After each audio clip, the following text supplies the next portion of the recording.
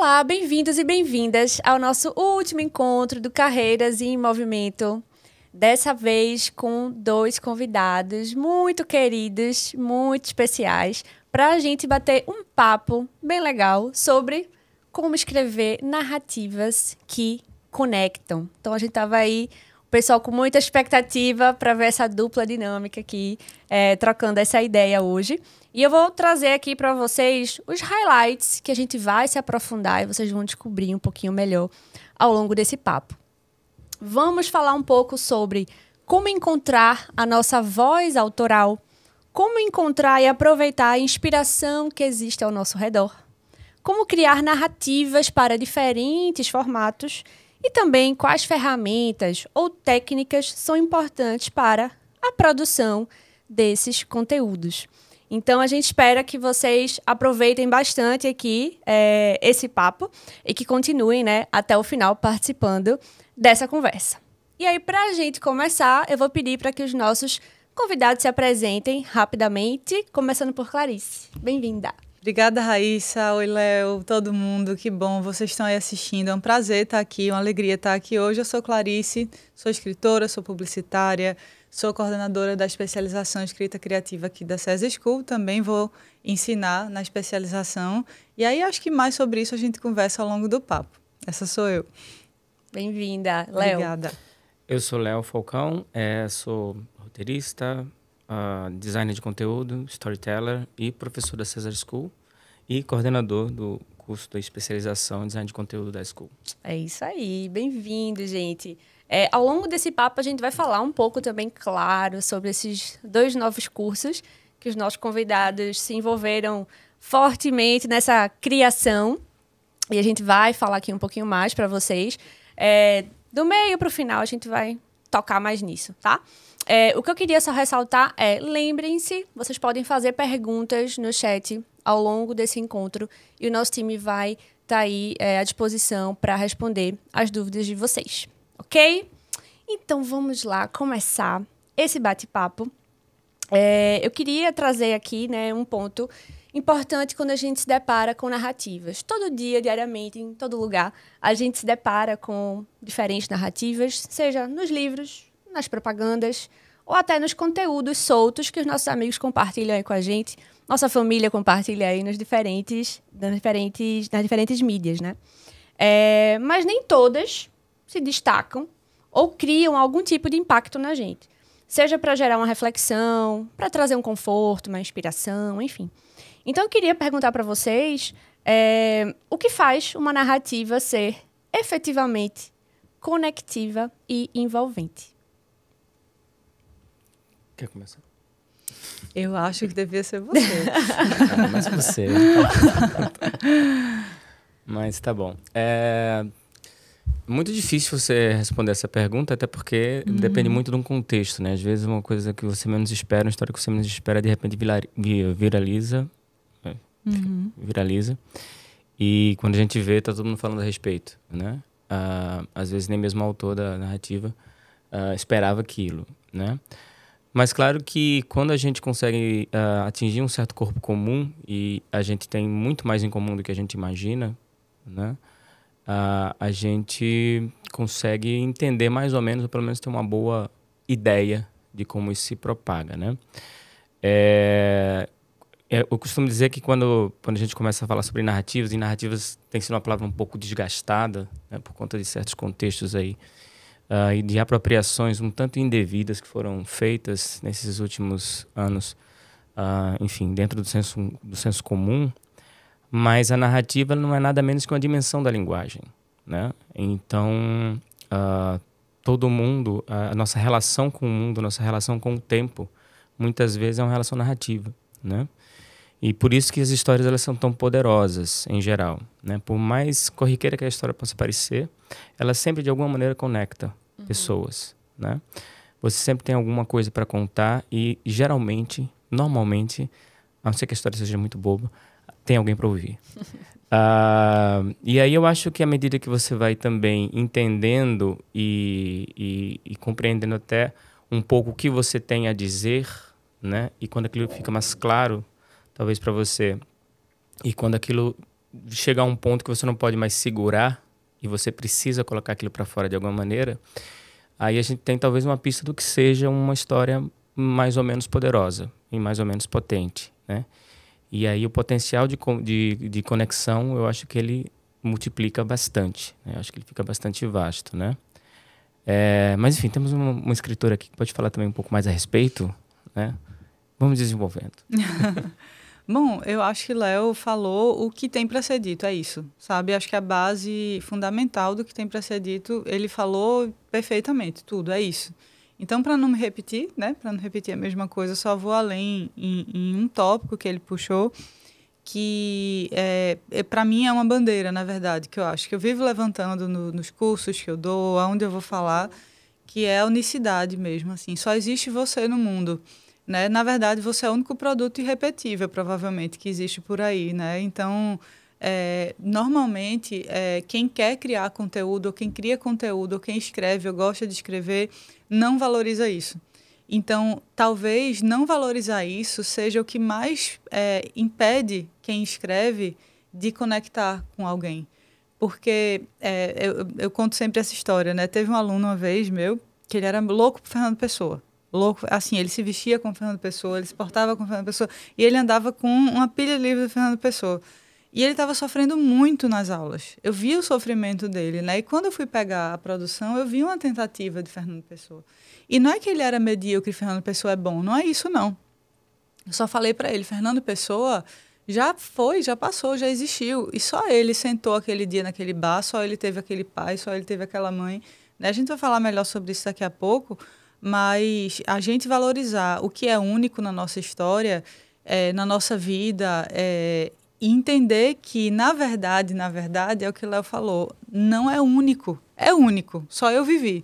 Sim. Mas vai conversar com o único de alguém, né? E vai ser muito bom quando isso acontecer. E acho que é por isso que a gente se apaixona, por exemplo, por escritores. A gente, normalmente, quem gosta de um escritor, não gosta do escritor, não. Tem uma coisa, né, pelo escritor, assim, ai, meu Deus, Clarice Lispector, a gente tem uma paixão, a gente tem uma coisa. Por quê?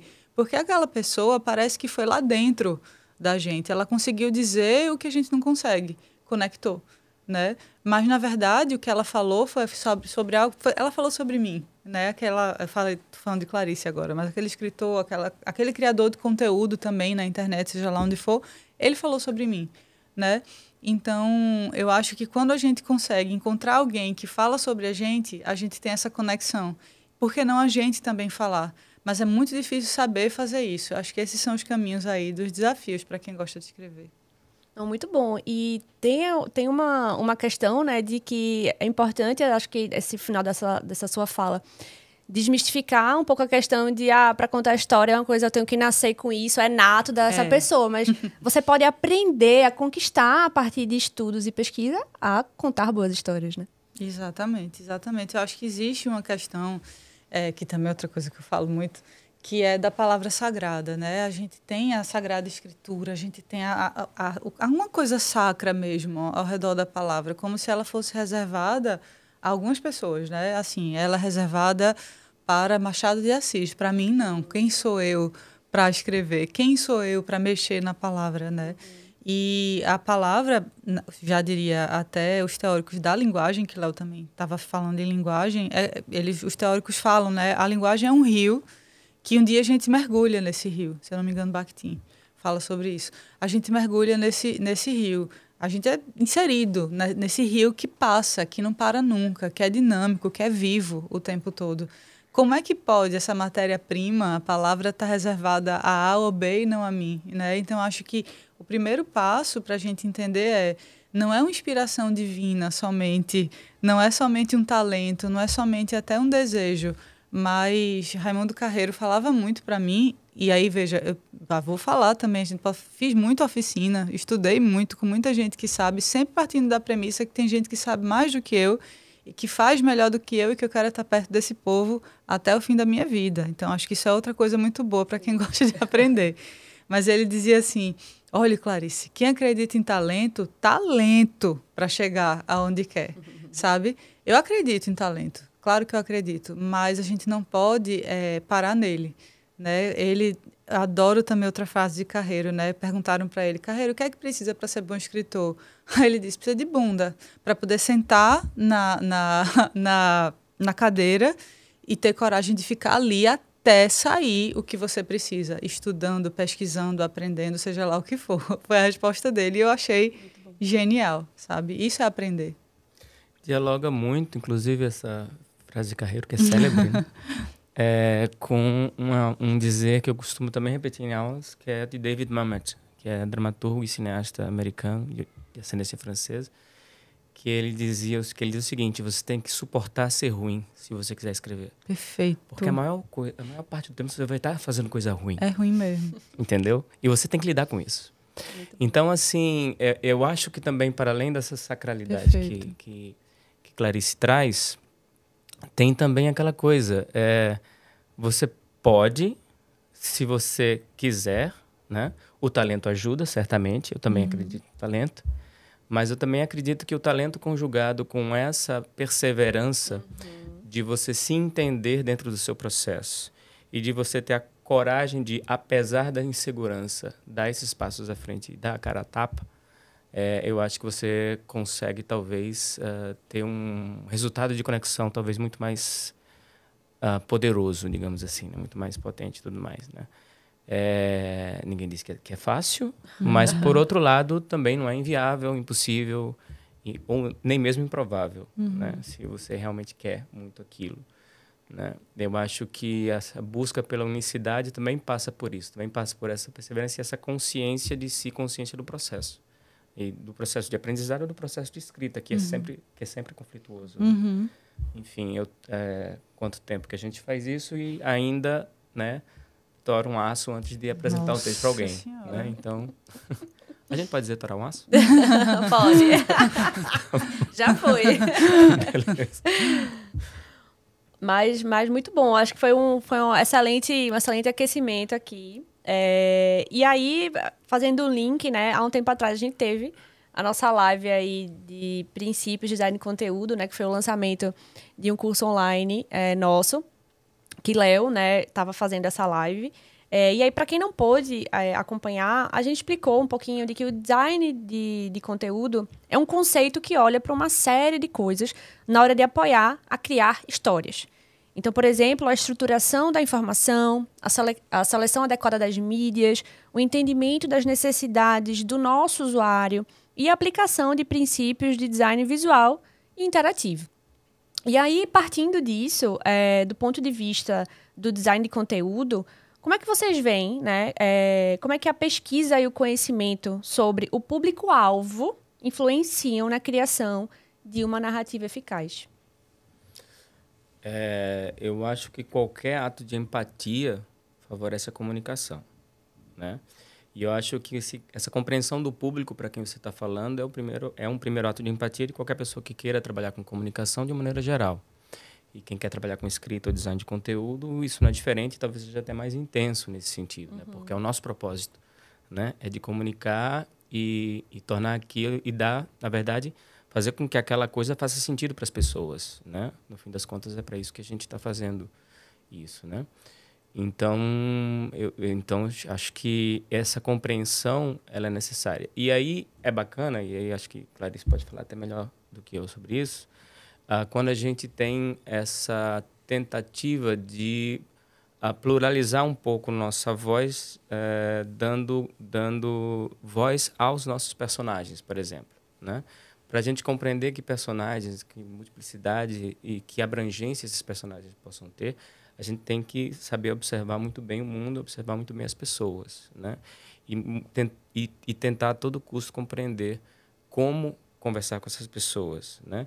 Dentro da nossa unicidade, que a gente estava conversando antes, mas entendendo que aquilo é um diálogo que se constrói e que aquilo é um ato de empatia e de tentativa de compreensão, o quão mútuo possível, mas principalmente de quem está interessado, né, em estabelecer esse elo. Perfeito. Eu acho que a estética da recepção, que é uma linha teórica bem interessante, eu acho, da literatura, fala que o ato a literatura ela acontece no momento da leitura, não no momento da escrita. E eu acho que isso é fantástico. Por quê? Acho que desmistifica outra coisa que acho que tem muita gente que faz, não, mas eu escrevo só para mim, né? Acho que tem muito isso.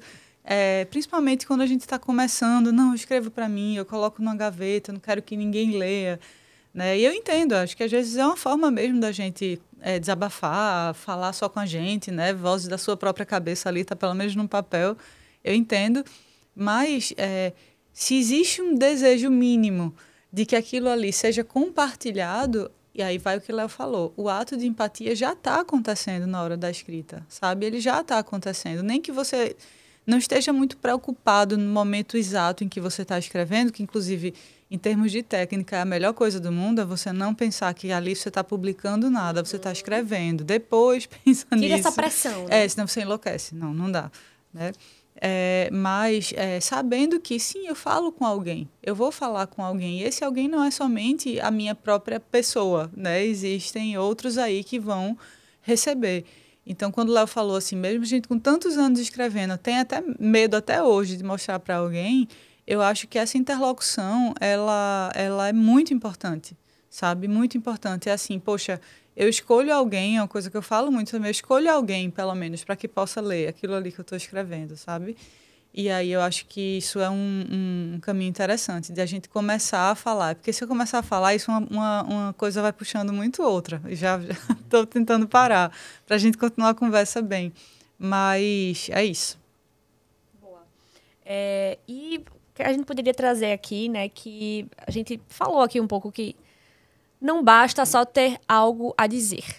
É preciso também praticar, dominar algumas ferramentas e algumas técnicas aí ideal para ajudar nesse processo. Então, eu queria saber para vocês, acaba sendo, vez ou outra, assim, uma dúvida que surge, quem ainda está receoso, será que é esse passo que eu vou dar? Será que é o curso ideal para fazer nesse meu momento, né? Quais são as técnicas ou ferramentas que vocês recomendariam para ajudar escritores ou designers de conteúdo a criarem a sua voz autoral e as narrativas únicas e envolventes? Bom, são muitas, né? Por isso que a gente... E falo isso sem juro que não é discurso de venda. É por isso que a gente faz esses cursos que eles são completos e eles passam por tantas nuances, é porque elas existem mesmo, né? Então, eu preciso realmente entender de um caminho aí para que eu vá chegando lá, que ferramentas são essas, que caminhos são esses, né? Mas eu acho que a primeira coisa, a primeira técnica, ela é muito simples. A primeira técnica é transformar o meu desejo em ato, sabe? Eu acho que a primeira coisa é essa, é a gente se autorizar a isso. Hoje eu estava lendo, inclusive, uma das professoras lá, da Dani, né? Dani Arraes, falando da síndrome da impostora, por exemplo, que pega tanto, principalmente as mulheres, e na hora de escrever nem se fala, né? Então, primeira coisa é essa, é talvez a gente encontrar aí interlocuções que ajudem a gente a tirar dessa vontade, desse desejo, transformar em ato. Tá, como é que eu faço agora? Como é que eu vou colocar isso em prática, né? Depois, acho que a primeira grande ferramenta é a leitura. Assim, a gente não pode ter preguiça de ler, de ter repertório. E aí, cada um que dá da sua área vai entender qual é o repertório que precisa ter, né? Pode ser o repertório de um conhecimento vasto do que é que está sendo publicado atualmente nas redes sociais sobre determinado assunto ou até sobre determinada marca, seja lá o que for, ou literariamente falando, ou eu gosto de escrever crônicas. Quais são as crônicas que eu leio, né? Eu queria escrever um romance, mas eu nunca li um livro na minha vida. Poxa, vamos começar lendo alguém, sabe? Então, acho que a primeira ferramenta é essa. E outras, elas vão passando desde da forma de escrever mesmo, de a gente de ir lapidando aquela melhor maneira de falar para que a gente saia daquele lugar comum, para que a gente saia daquele lugar que todo mundo faz, o lugar seguro, né? Eu acho que a gente precisa sim, aí é onde entra realmente a técnica e o conhecimento. Como é que eu posso me ajudar a sair do lugar seguro para que eu vá encontrando lugares... como é que eu posso dizer? Acho que inovadores não é bem a palavra, mas lugares únicos para que eu consiga me comunicar. Então, assim, eu acho que é muito difícil dizer essas são as ferramentas, porque vai depender muito do que a pessoa está querendo produzir e o que é que ela se identifica e onde ela quer chegar. Cada coisinha vai ter uma ferramenta diferente. Com certeza, um design de conteúdo é um mundo, no meu é outro, mas quem está escrevendo... eu já escrevi muita poesia, terminei meu romance, mas para poesia é uma coisa, o romance foi outra. Eu precisei estudar muito e sair de uma casinha para entrar em outra completamente diferente. Sabe? Precisei fazer um roteiro.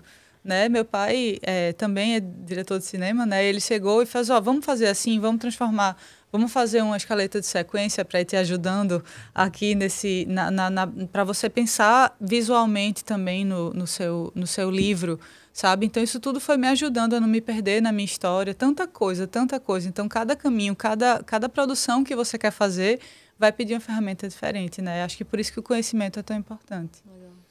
Porque quando você tem esse repertório, esse conhecimento, né, você é capaz de escolher o que faz mais sentido para você, né? Se de repente funciona essa sistemática, por exemplo, eu sistematizo não pelo fato apenas de escrever cinema, mas mesmo livro que, né, recentemente, né, me tornei escritor, mas mesmo ali em outras mídias, seja um livro, seja um roteiro para games, seja alguma outra atividade interativa, eu gosto muito de pegar o caderninho e sair pensando os pontos, enfim. Para mim, essa estruturação faz sentido, né?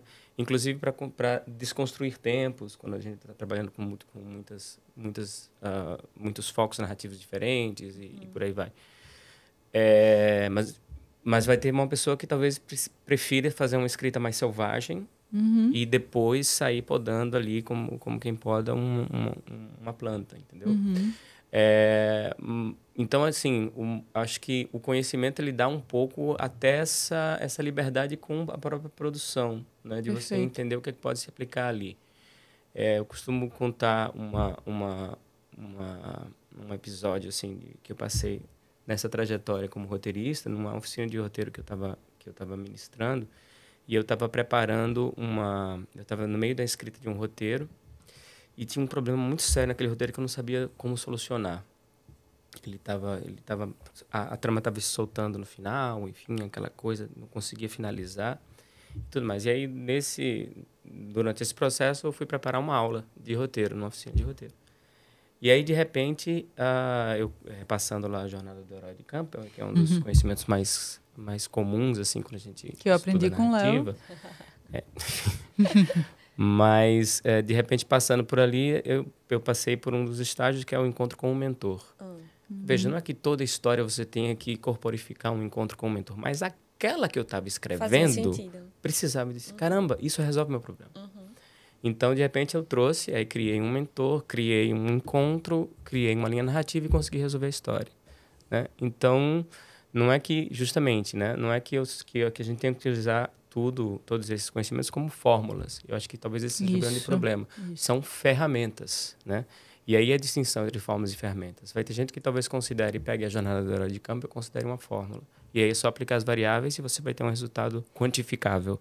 Mas também é assim que a banda toca, na realidade, né?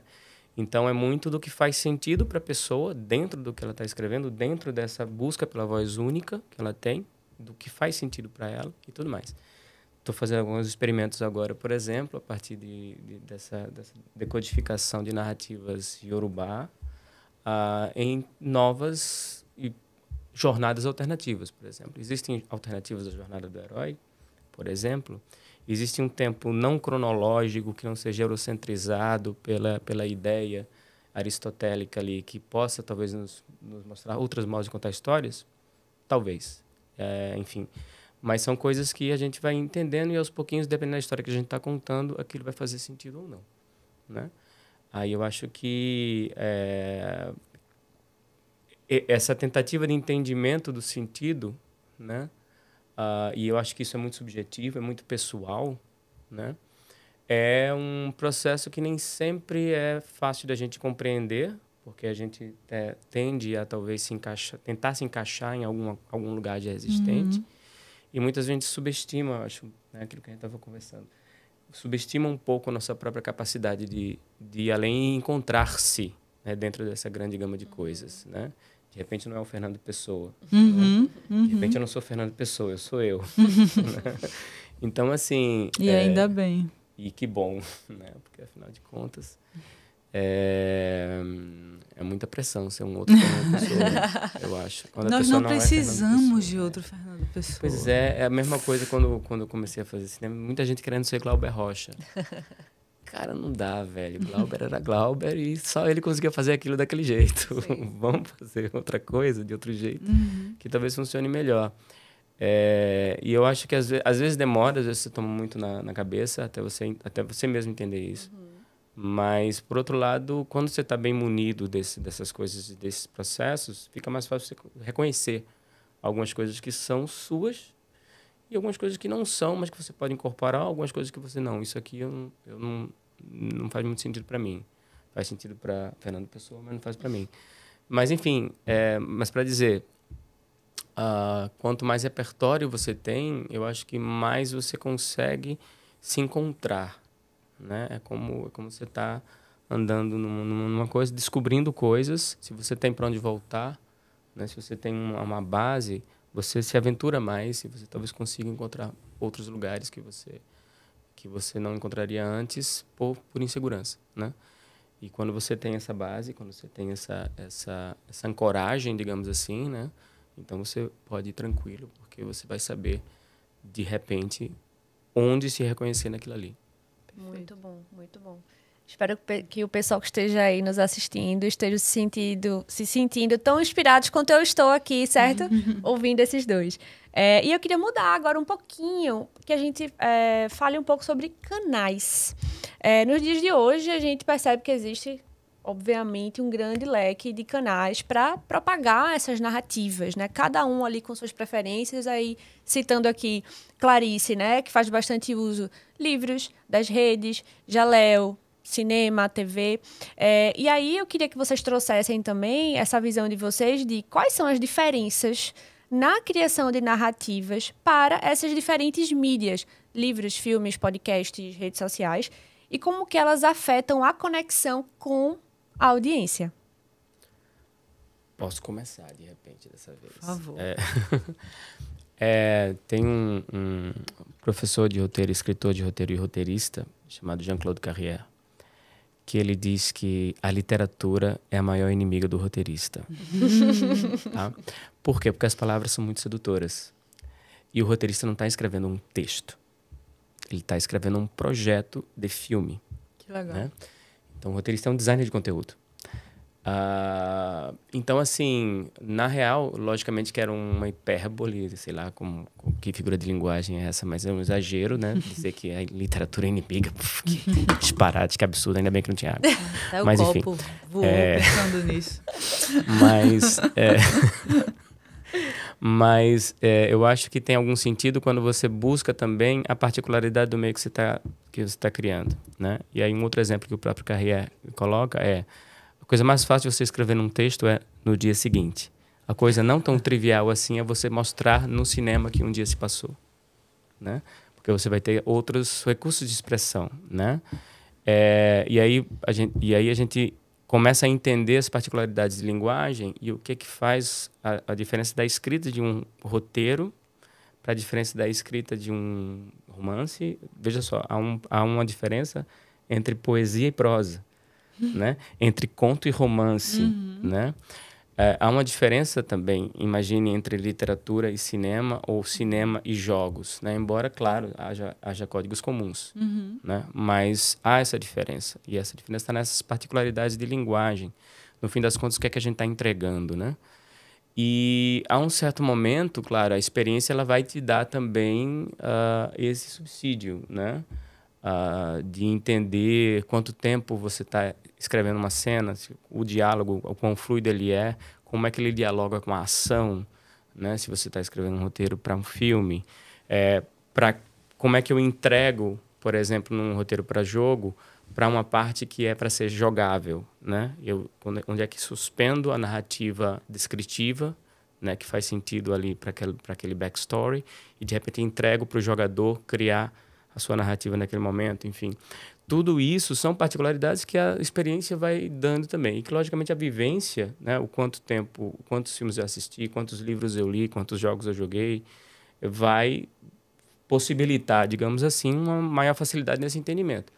Por outro lado, eu acho que a prática também ela é inevitável, imprescindível e indispensável. E eu acho que o maior exercício, né, a gente costuma dizer que o maior exercício para o roteirista é ver o filme pronto. Que é só quando você consegue realmente ver o que é que funciona e o que é que não funciona. Até então você tem uma ideia, né? E aí eu acho que entra a possibilidade do erro também, né? Como você lida com o erro, como você lida com a crítica, como você consegue entender, né? Como é que isso se constrói também, né? Mas indo diretamente à pergunta, assim, essas particularidades desses canais, desses códigos diferentes, né? Eles estão justamente nessas particularidades de linguagem. E que você pode talvez achar que é um grande desafio, uma grande coisa de compreender, mas ao mesmo tempo eu acho que é um desafio muito prazeroso também. Você descobrir e você se desafiar também. De repente eu estou habituado a escrever para literatura e vou escrever para cinema. De repente eu estou lá no tempo escrevendo para cinema e vou me aventurar na literatura, né? E eu acho bem bacana porque você pode pensar que alguma coisa é a sua casa. Então, se você faz literatura, eu escrevo literatura. Eu sou escritor, eu sou roteirista. O cinema é minha casa. Mas viajar é massa. Então, você viaja, escreve uma coisa de literatura, volta para casa, tá. Viajar é massa, voltar para casa também, né? Então, mas eu trago alguma coisa da viagem. Pois é, você traz alguma coisa da viagem, justamente, né? E aí eu acho que isso que vai se somando e faz com que você consiga transitar entre esses canais de forma desenvolta e de forma prazerosa mesmo, assim. Então, acho que chega um momento, eu acho que talvez o que tenha definido essa, por exemplo, aí entra uma coisa pessoal, assim, o que talvez tenha determinado que eu tenha me tornado de um roteirista, um designer de conteúdo, né? No máximo eu tinha pretensão de ser escritor, já faz tempo que eu quero ser escritor, viu? Mas, enfim, o que me fez chegar até aqui foi justamente esse gosto pelo desafio, de compreender essas linguagens e de tentar assimilar essas linguagens. Até o próprio desenho do curso foi um pouco nesse sentido. Assim, eu queria ter feito um curso que pudesse me colocar em contato com essas diversas áreas que me interessam. Quadrinhos, games, experiências interativas, cinema, televisão, seriado, documental, etc. Enfim, eu acho que tem um pouco todas essas questões assim, tal, que terminam permeando. Eu acho que quando você cria esse gosto pelo desafio e por se desafiar e por ir além, né, isso termina fazendo muito sentido para você. Essa busca faz muito sentido para você, né? Já quero fazer o curso de escrita criativa também, porque assim, né, eu sou apaixonado e tudo mais, então, mas para dizer, né, são coisas que a gente vai se instigando mesmo, assim, então, porque eu acho que muito mais do que pensar como fórmulas, né, são ferramentas, e mais do que pensar como coisas que são pré-formatadas, a gente pode criar formato também. A gente pode criar experiência, a gente pode sair criar caixas, né? Não é nem pensar fora da caixa, é criar caixas novas, né? Então acho que de repente seja nessa região aí de inventividade que a gente está falando, né? De invenção mesmo. Né? Perfeito.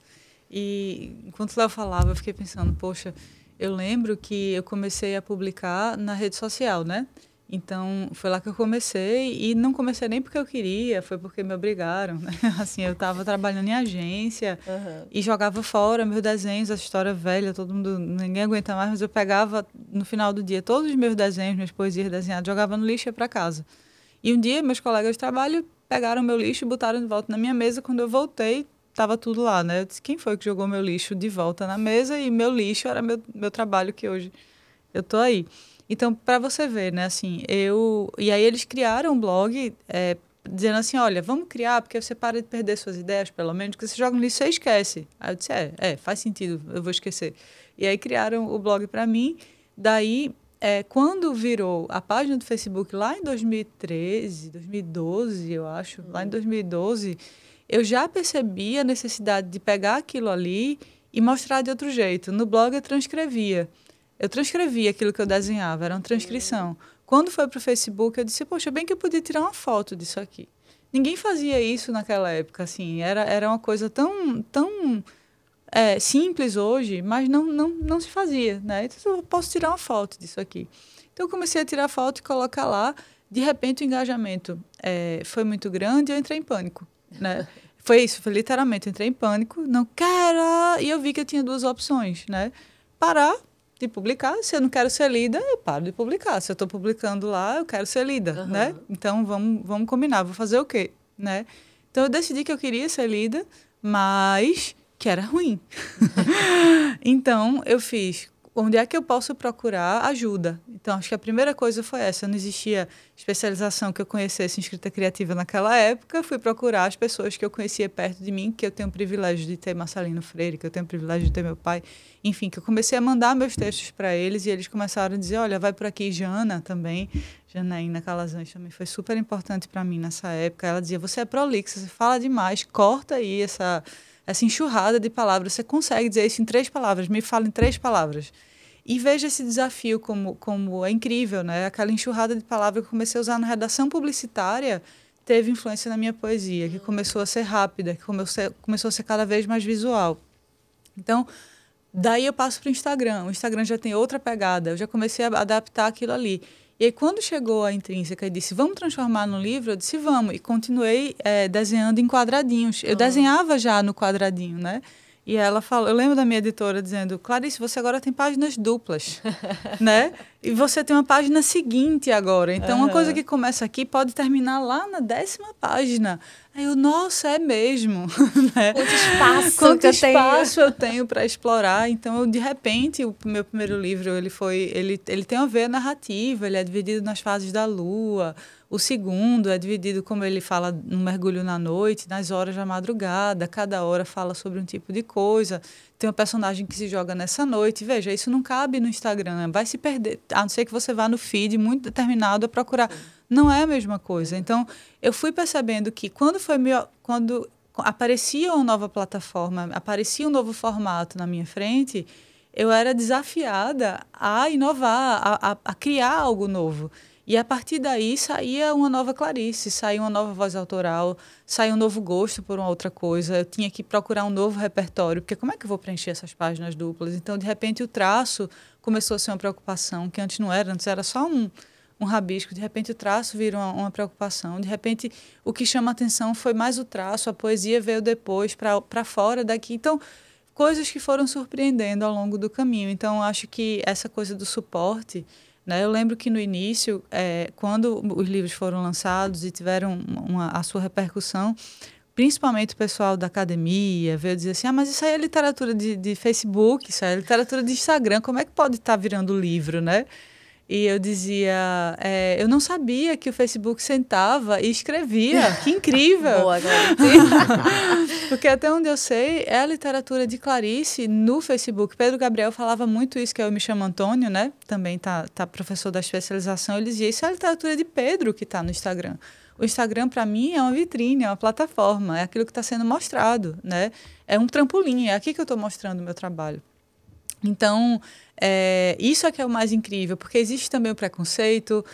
Como é que eu vou entrar por esse lugar? E aí, só para terminar, na minha pesquisa do mestrado, eu pude entrevistar Augusto de Campos, que é dos irmãos Campos, que trouxeram, né, que foram grandes precursores assim, da poesia concreta no Brasil. Ele tem 90 anos de idade. Então, eu falei, descobri que ele está no Instagram, @poeta-, Augusto. E aí eu fiz, seu Augusto, por que o senhor está no Instagram? Assim, nessa altura de tanta coisa construída e viralizando, tem milhares de seguidores. Aí ele disse, não, mas eu estou nesses 9 lugares desde a década de 40. Se não for assim, como é que é a literatura? Perfeito.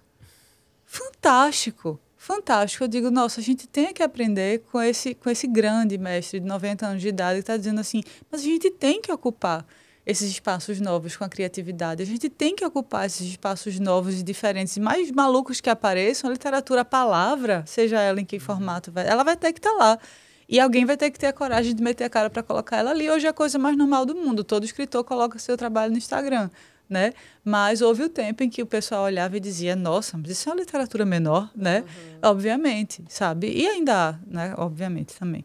É isso, então acho que eu sou muito do time de Léo, assim, que a gente vai, a partir do momento que vão apresentando novas plataformas, eu me reinvento e eu posso descobrir uma nova pessoa a cada plataforma e desafio novo que me é apresentado. Depois eu posso até voltar para casa, mas eu trago muita coisa na mala. Muito bom, gente, muito bom. E eu acho que todo esse papo aqui vai gerando um pouco mais de curiosidade aí, tá? Então, como é que a gente pode aprender um pouco mais disso nos cursos da School, né? E a gente falou aqui, essa combinação, né, da arte, criatividade, inovação, é tudo aquilo que o César acredita e a César School acredita.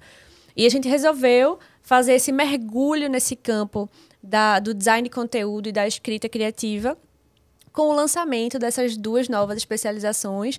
Design de conteúdo é a primeira especialização nesse tema no país. E escrita criativa, a gente iniciou uma parceria aí com Clarice, fazendo ainda um curso menor. E aí a gente resolveu seguir em frente, né, com a especialização. E aí, bom, eu queria que vocês, coordenadores e professores desses 2 novos cursos, falassem um pouco mais aqui para o público entender o que é o curso, para quem se destina, quem está ali ouvindo, tá, mas o que é efetivamente para mim? Eu posso fazer, se eu trabalho numa agência de marketing, numa agência publicitária, eu ainda estou me aventurando um pouco, eu sou jornalista, enfim.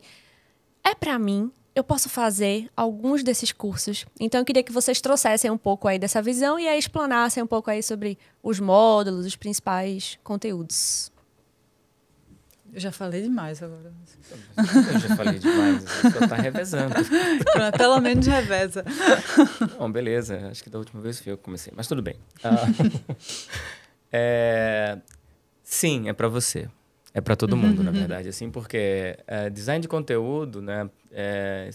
Enfim, eu comecei, curiosamente, eu vou falar bem rapidamente.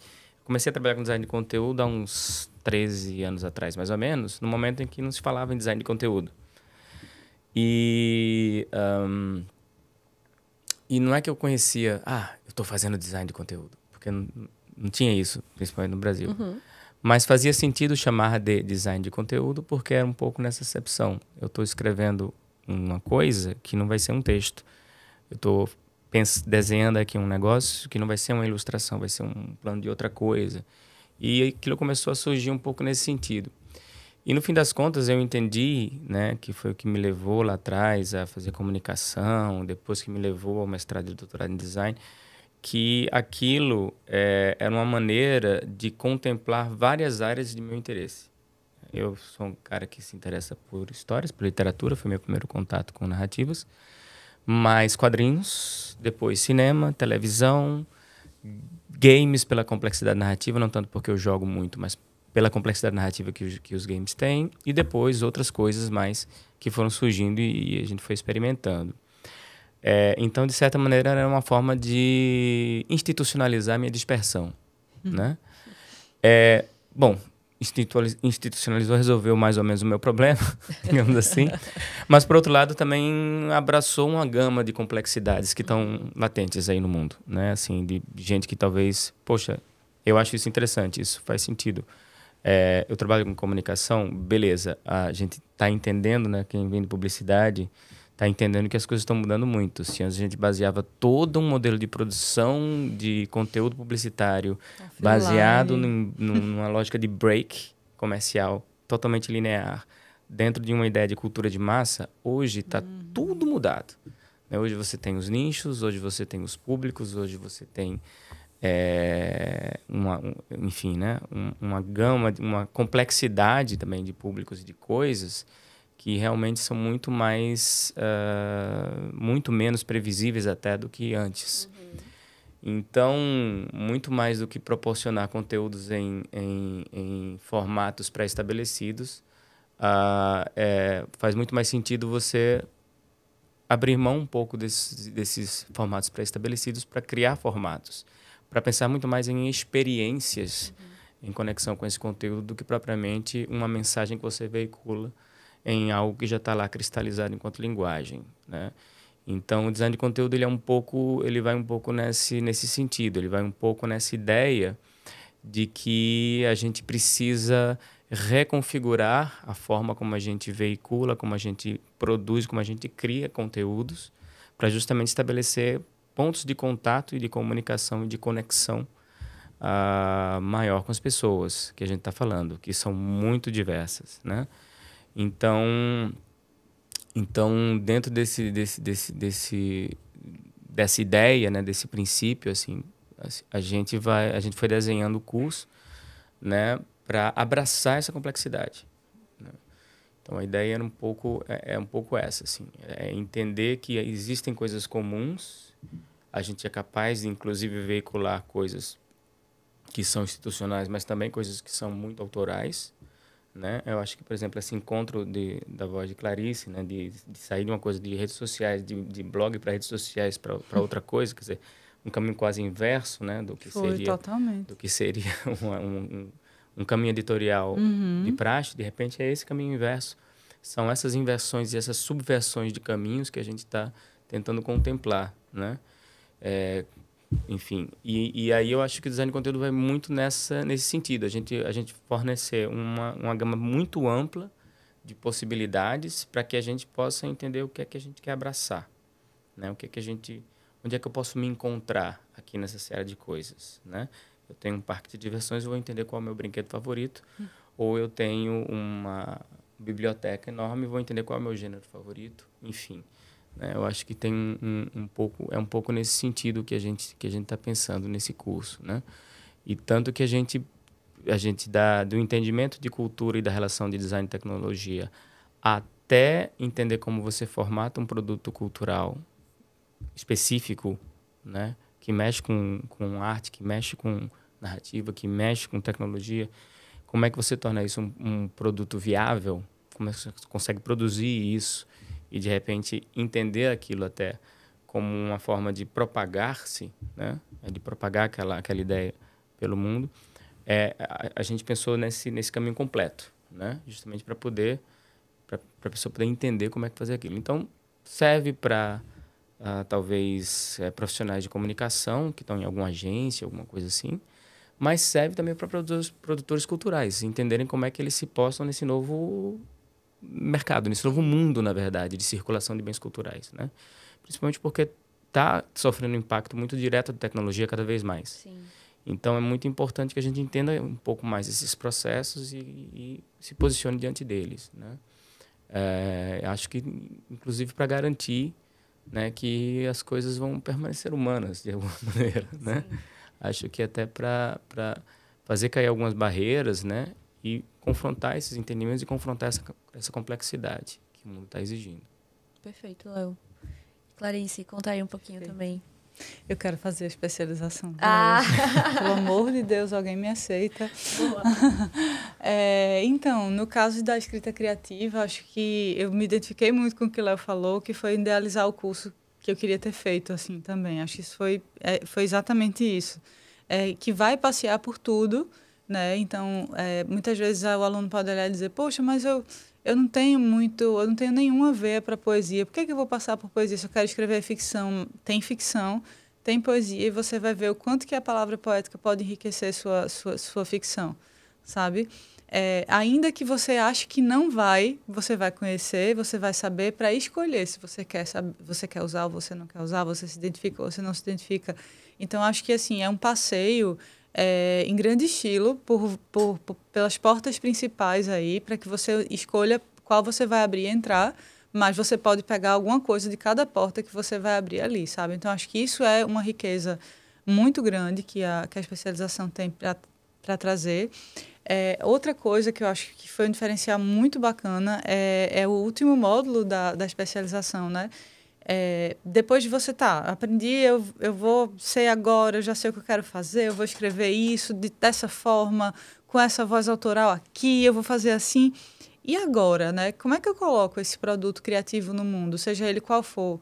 Então, esse último módulo ele foi pensado para isso. Ele fala sobre publicação, autopublicação, mercado editorial, marketing literário.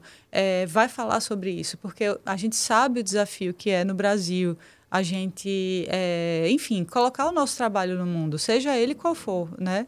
Não estou nem falando de um livro, eu estou falando de um livro e de outras coisas, outras caixas que possam ser criadas também ao longo desse processo.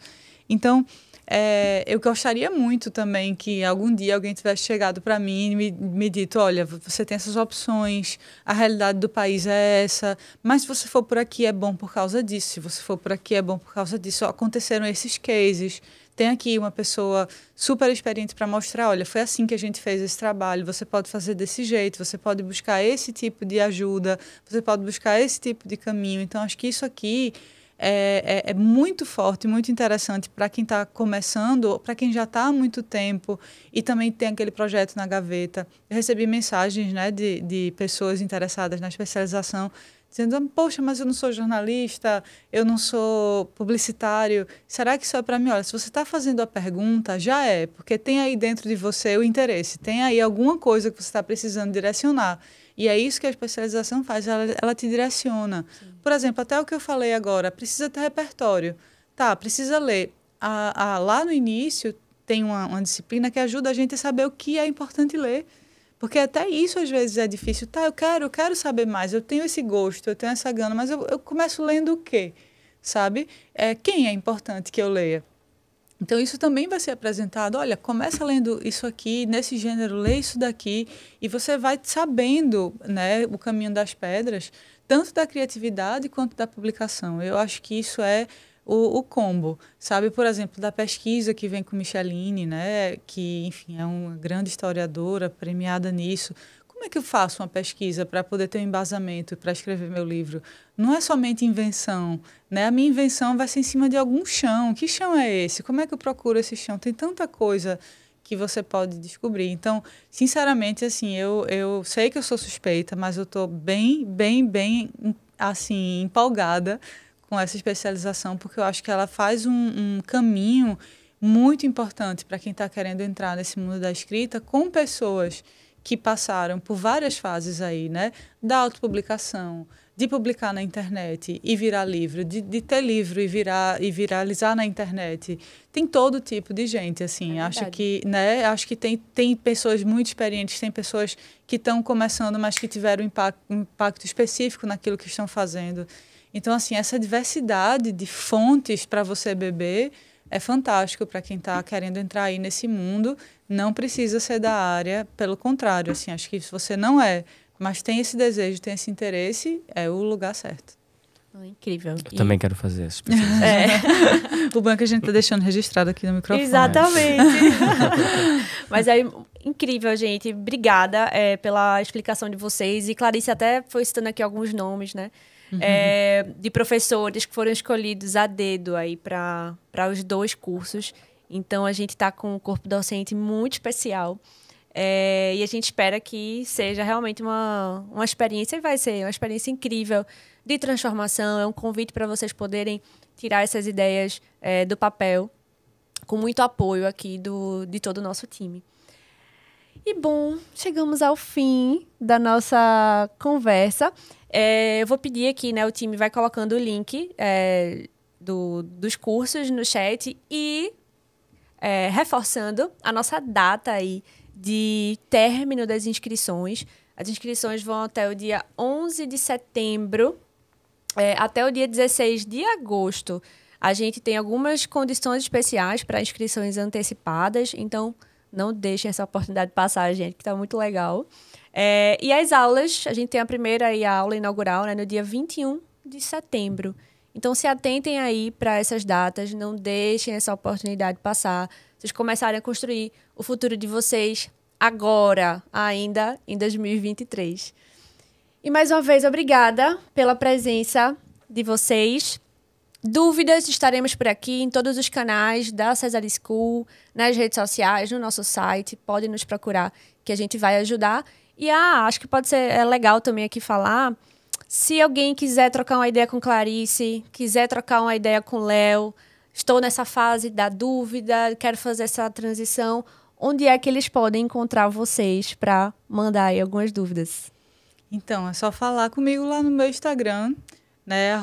@podluaoficial. Você procura lá, pode falar comigo, manda direct. Eu estou de olho. Já estou respondendo algumas pessoas que estão falando comigo lá. Queria agradecer muito a chance também de estar aqui, de trocar ideia com o Léo, que foi também alguém que abriu portas para mim nesse mundo da criatividade. Então, é uma alegria, de verdade, estar aqui com ele e estar aqui na César School, que eu também admiro tanto. Então, obrigada por tudo isso também. E espero muito que a gente se encontre, quem está assistindo, por muito tempo aí pela frente. Boa.